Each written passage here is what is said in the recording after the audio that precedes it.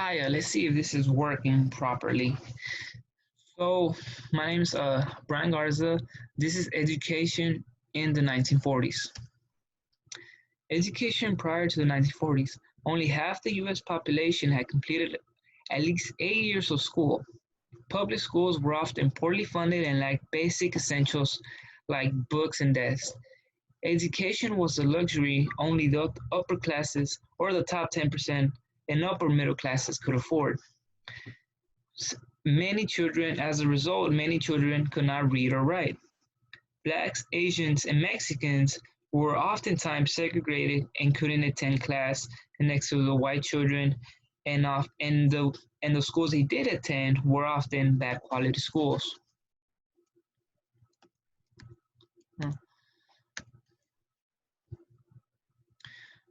Education prior to the 1940s continued. Women primarily were expected to train next to their mothers and doing domestic chores. However, some women, such as Jane Addams, Lillian Wald, opened up what are known as whole houses. Whole houses were basically like, in a way, boarding houses. People lived there and they often had reading, writing, and they teach you um, basic essential house chores like ironing and cooking and so on and so forth. But frankly put, education was just not that important to Americans. Education during the 1940s. Education had a huge revolution because of World War II. It became more organized, better funded, and modernized. Subjects like science and math were all of a sudden patriotic and they were held at a very high standard. Universities like MIT, Massachusetts Institute of Technology, got millions of dollars from the federal government. MIT focused on radar research. This research was fundamentally important to help in the military in the war effort.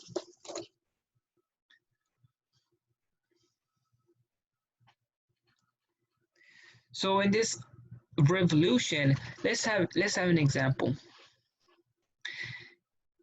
In 1940, in just in the state of 500, in just the state of Nebraska, 548,000 students were enrolled in class, compared to 31,000 just a decade earlier.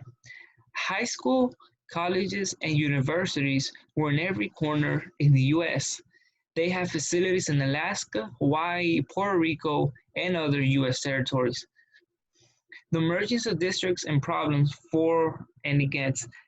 So what this means, the district as school districts became more modernized, they started to divide them. So what essentially meant is whenever they drew the lines, this neighborhood will go to another school. That school, depending on your viewpoint, might be a worse school or a better quality school. And also it might take you 10 minutes or it might take you 25 minutes to get there. So those are just some pros and cons versus the other neighborhood will go to a different school. The other street will go to a different school. And depending what it is, it might be a better school or a worse school. And now let's talk about one fundamental piece of legislation, which was the GI Bill. The GI Bill, or the Servicemen's Readjustment Act of 1944, was a fundamentally important piece of legislation signed by FDR in 1944. I'm going to briefly touch up on the three major aspects with a focus on number three, which is the educational focus. All right. So in number one, you got a low interest loan to pay off your mortgage. So basically what that means, as soon as you came back from service, you qualify for the GI Bill. Uncle Sam will give you some money, a loan, so you can buy your first home, the nice home, whatever you choose. They'll give you some money to help you buy it. Number two, if you want to start a business, maybe a salon, a barbershop, a mechanic, a little restaurant, whatever you want to do, Uncle Sam will provide you with the loan to help you start off. Kind of like a hands up, per se. But most importantly, and probably the most important thing of the GI Bill was the educational aspect. It provided free education for high school, colleges, universities, trade schools, and other institutions of higher learning, for example, medical school, law school, etc. So let's talk about the social economic impact. Because this was such a huge piece of legislation, it transformed our society as we know it. In 1947, half of attendees in college were veterans. Those who weren't working at the time received $20 weekly checks. Also, medical servants for veterans and hospitals were created. So several hospitals and clinics were created to help out our veterans, aka the VA was created and transformed and made more available to our vets. So millions of Americans and their children could now have a quality education. Thus, essentially, it lifted a lot of people to the middle class. Some of the better economic impacts was the technology. Some of the technology invented for farmers was fertilizer, machinery to process more crops, more food, and make it more efficient. A lot of medical advancements were created, such as the creation of antibiotics like penicillin, metal plates for bones and fractures. And let's talk about metal plates for bones fractures. Let's give an example of, say, you have a torn ligament or a busted knee or something.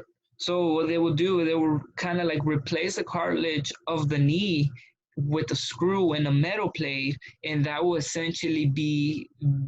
take the job of the busted ligament or cartilage of the knee.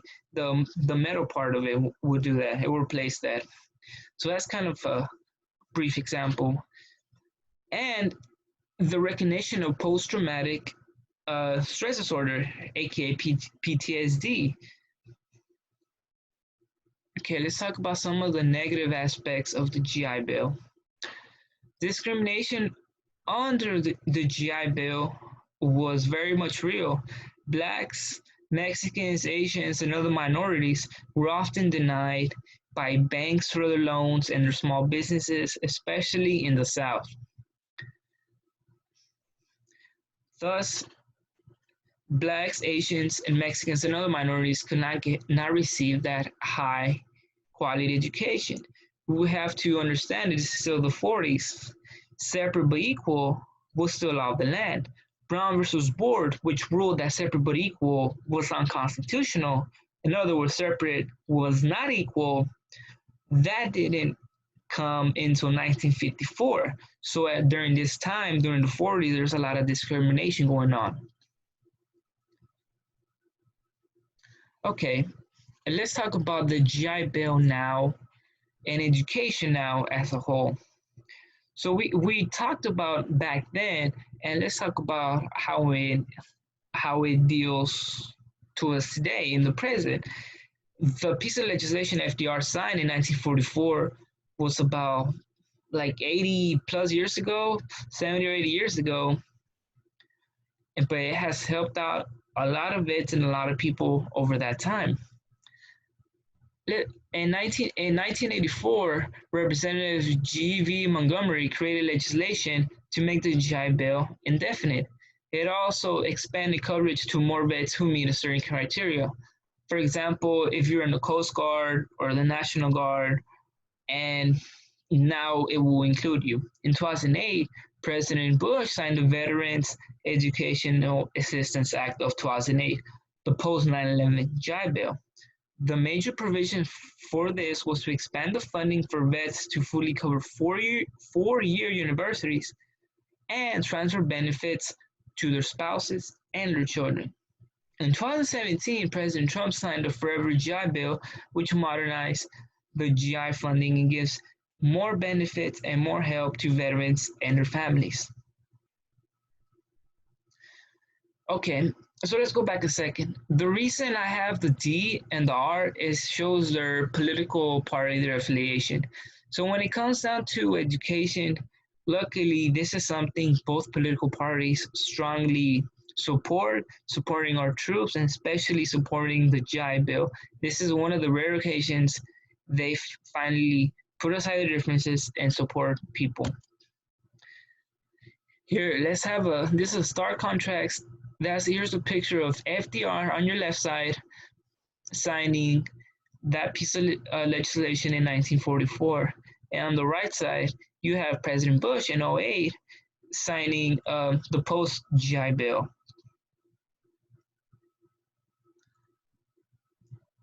Let's talk about more of some of the flaws and how of the educational system today as a whole. The GI Bill does pay for your universities, med school, law school, etc. However, those who are not veterans, those have to pay out of pocket. Education remains one of the most expensive luxuries in the U.S. The cost of testing materials, books, and fees has skyrocketed over the years. Millions of people are stuck with not millions, but billions of dollars in student loan debt because of that cost. Title I schools are schools often found in low-income neighborhoods. These schools, this is something you have to take with a grain of salt because I'm from Texas, and this is just more or less how it works in the state of Texas. I cannot speak for New York and other states. They might do it differently. I'm also not speaking to other countries like Canada or etc.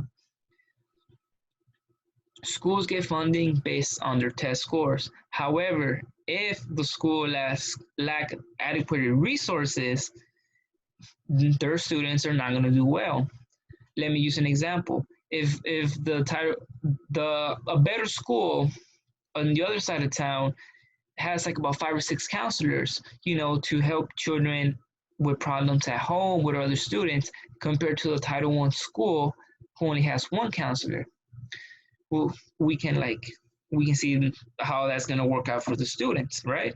Or let's talk about TAs. If that other neighborhood has a ratio of a TA for every 2 teachers, there's a TA. A TA is a teacher assistant.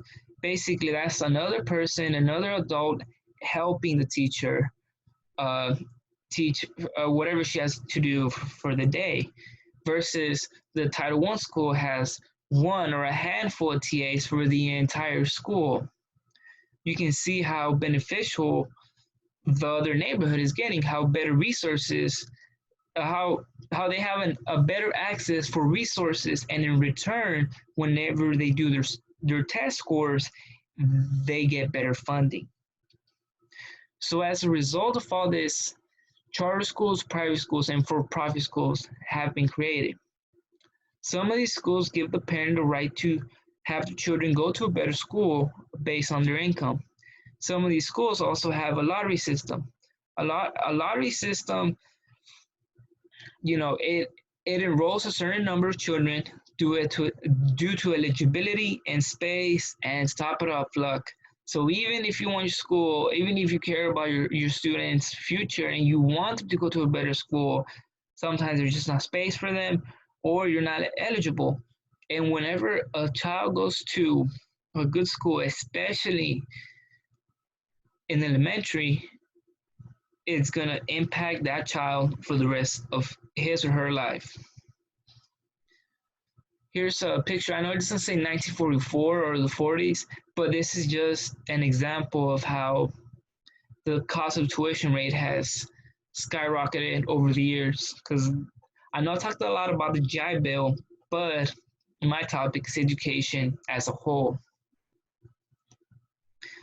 Here's my reference and works cited page. I know it's pretty small to see. And here's another more works cited page. And that's it. Thank you guys so much for watching.